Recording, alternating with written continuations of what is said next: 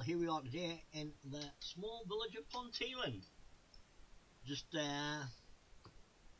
not far from north of Newcastle upon Tyne, and Ponteland means island in the pond. It's after the River Pont, which flows from west to east and joins the River Blythe further downstream before flowing into the North Sea.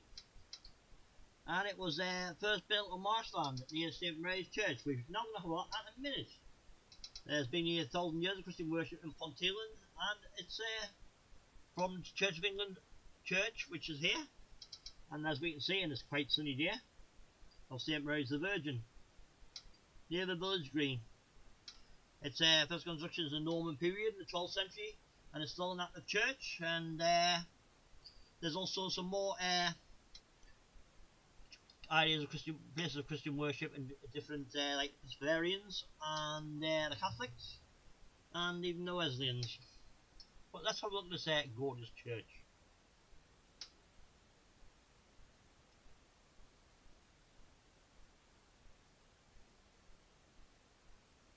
As we enter the church, we see the baptistry in front of us. It's quite spacious and large. There's one Gospels banner on the top there, on the arch. And there we see right down the chancel. Some interesting illumination from the lights above.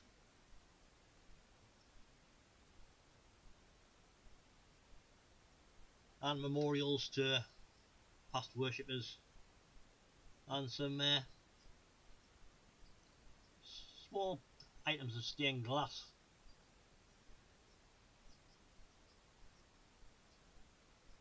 And here you have the church organ, which apparently was a much more recent thing. Interesting ceiling. And as this is Easter, we see some artwork celebrating the crucifixion. Well, I would say celebrating, but depicting the crucifixion. No doubt for the Easter services. And again, memorials.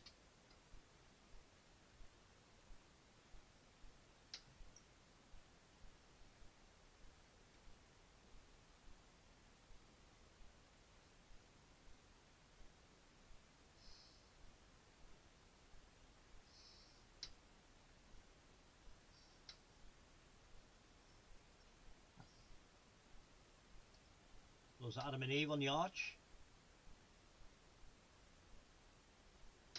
And this looks interesting, the organ, because it's concealing what appears to be a stained glass window.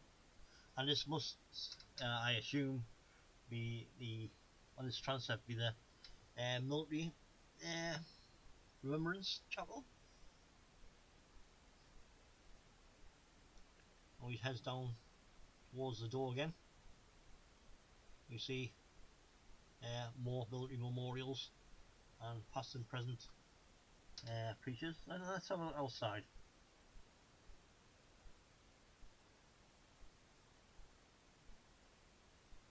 Quite slated here. Quite nice graveyard, as we seen earlier on. There's a nice contemporary statue outside showing the family.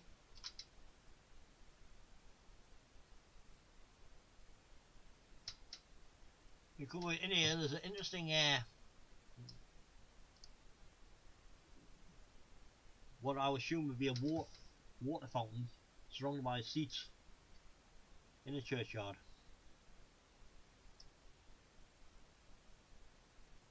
That's quite pleasant. Shame it wasn't there on today. Has numerous windows. What's disappointing is there doesn't seem to be that much stained glass.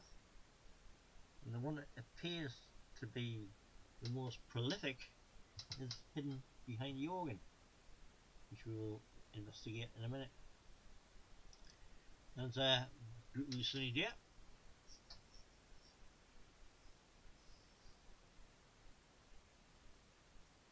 And there's the bell tower. It's quite a pleasant area, Ponteland, although people classed as wealthy and because the Darras Hall estate nearby. But over there, across the road, is the church hall.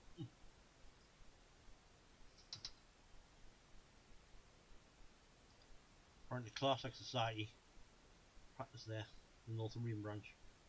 And there's the English flag. And perhaps that was the main entrance at one time. I'm sure about that.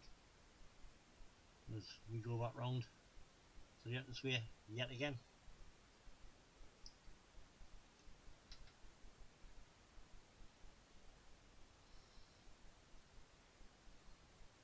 Apparently there's a good congregation here. But this was apparently installed in the 1970s. But look what's behind it. It's a crying shame that this is actually there. And it's the most prominent stained glass window, and yet the organ's hiding it. What manner of thought? Obviously the organ's big and I had to put it somewhere. But it's a shame that this there couldn't be revealed for people. Across the road from the church, here you have the Vicarage Tower, or the Vicar's Palier, circa 1400.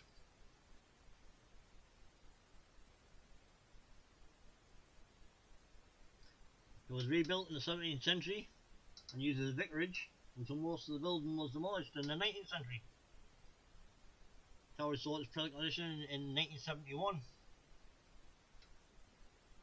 A few hundred yards to the north is the Blackbird Inn, which contains the basement of a 14th century tower known as Ponteland Castle. By damage by the Scots in 1388, rebuilt in the 7th century when it was used as a manor house, and in 1935 the ruined remains were made into the public house. But this is very interesting, and you have it on the road to Belfair Castle if you come from Newcastle through Ponteland.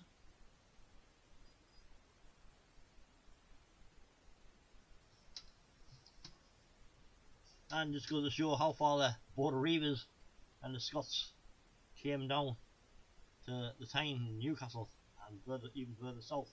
And here we have our next church in Ponteland. This is the Catholic Church of St Matthew's. This is a 1970s style, built in the 1950s church.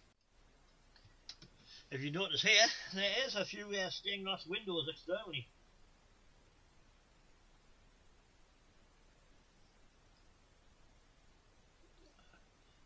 1970s brick built, but in a very contemporary design compared with some of the other modernist brick buildings. Very architecturally exciting. We're now passing the vicarage, which still exists and is used in vicarage today, which is part of the original 1950s build. The original Ponteland mission was in about 1884, and in 1902 a wooden church with a corrugated iron roof was built on a site with former orchards.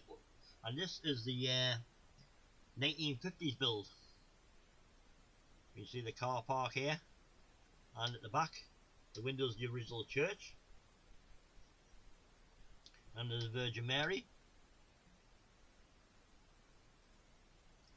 and again some stained glass. This was the original actual church itself, and this is the extension onwards that we see, more modernist brickwork. And this was done in 1978, and we can see that by the sides yet more stained glass than the UPVC frames, and this is inside in the entrance here.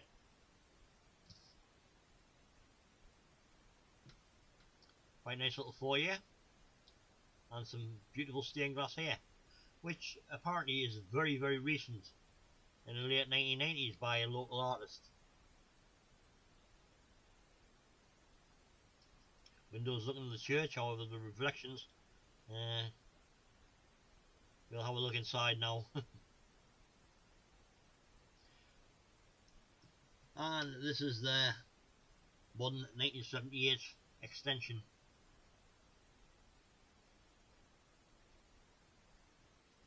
a lot of light, and some beautiful stained glass on either side of the church, telling the story from the Annunciation of the Crucifixion and beyond. And then we'll show more detailed photos of the actual windows near the end.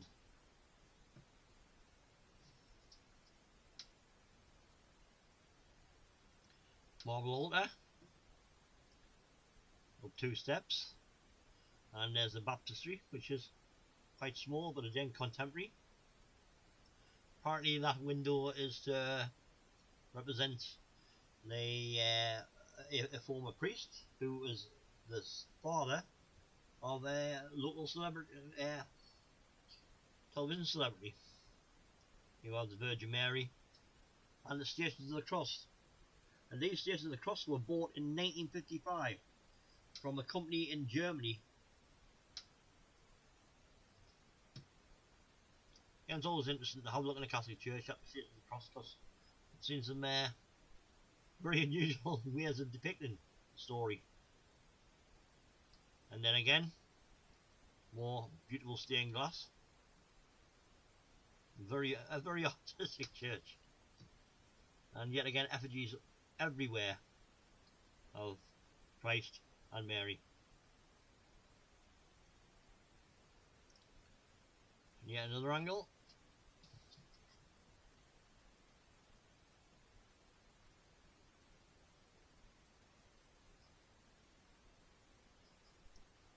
I'd say from that, the press numbers onwards as we're moving out is the more modern part of the church, and beyond that towards the altar is the previous part of the church.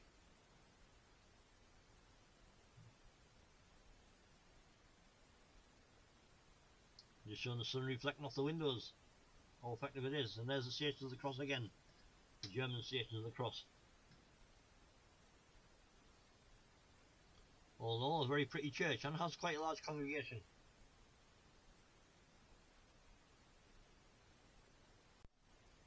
And here we have another church in Ponteland that is fortunately up for sale. This church was built in the old railway station, and was built in 1993. Station closed capacity in 1929 and converted to a church at a later date. And the rail line was closed in 1954. Rear extensions were added in 1975 and 1983. And a lot of the building has room for social as well as religious activities. But unfortunately, it is now up for sale.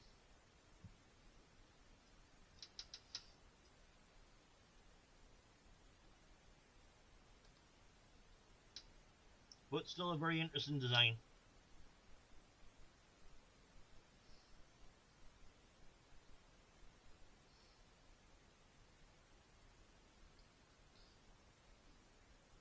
And quite a large facility actually. And right adjacent to the shops.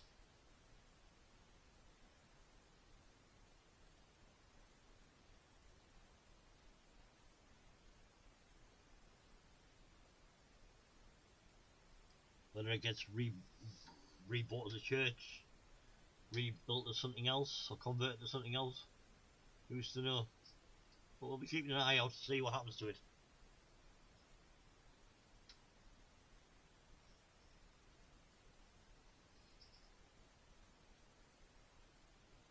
Smacking the birds in the middle of Darragh Hall.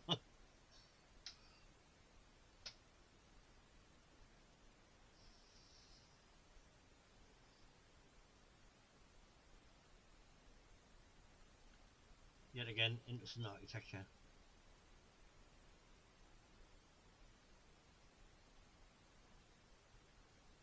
A lot of churches have this modern pyramidal type shape to them for some reason.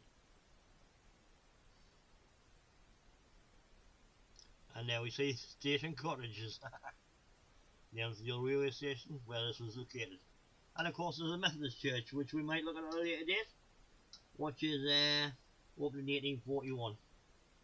I hope you enjoyed this episode, and like, subscribe, or buy us a mead. And we finally finish off with some of the stained glass windows in a closer look from St Matthew's Catholic Church.